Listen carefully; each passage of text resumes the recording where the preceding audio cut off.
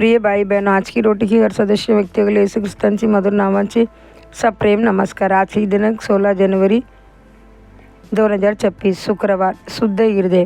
हे देव, माझ्यात शुद्ध हृदय निर्माण कर आणि माझ्या हात स्थिर आत्मा नवा कर। स्तोत्र 51 अध्याय 10 वचन। दाविदाला जेव्हा आपल्या पापाचे ओझे जाणवले तेव्हा तो खोल पश्चात्तापाने रडला आणि देवाकडे आक्रोश केला, माझ्या शुद्ध हृदय निर्माण कर। त्या शब्दांतर थांबा आणि मन करा। शुद्ध हृदय, पवित्र हृदय यांसाठी तो असुसलेला होता। एखादी गोळी अनेक वर्षा बंद न वापरलेली राहिली तर त्यात धूळ, मल आणि कोळ्याची जाळी साचते।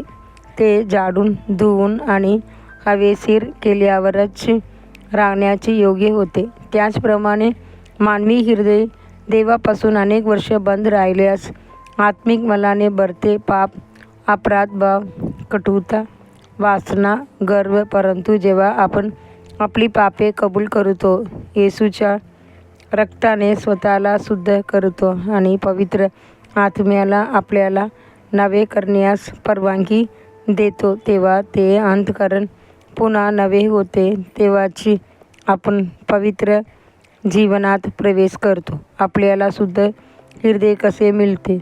देवाचे वचनाद्वारे। तुमचे जीवन तेव्हाच शुद्ध राहील जेव्हा तुमचे हृदय शुद्ध असेल आणि देवाचे वचनाने भरलेले केले की हृदय शुद्ध होते।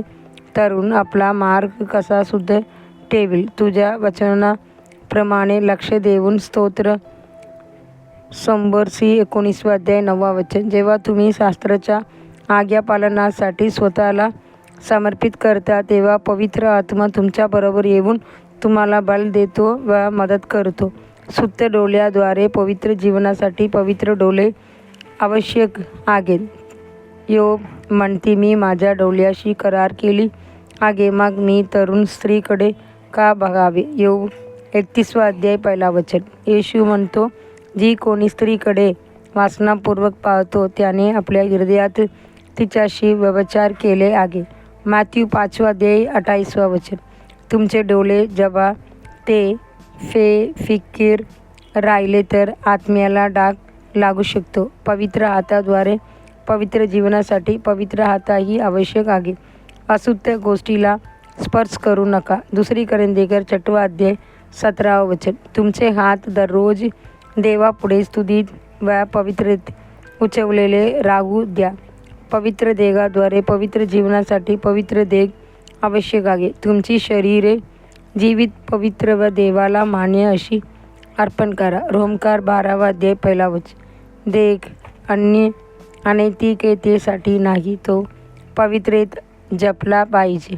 लैंगिक अनैतिकतेपासून फल काढावा। 1 कोरिंथियर 6 अध्याय 18 वचन। प्रत्येक पाप देहाबाहेरचे असते, परंतु हे पाप देहाचा नाश करते। देवाचे लेकरा, पापाला तुमच्या नाशवंत देहावर राज्य करू देऊ नका। पुढील म्हणण्यासाठी वचन आणि ज्या मते ही आशा आहे, तो स्वतःला अशुद्ध करतो जसा तो स्वतः शुद्ध आहे।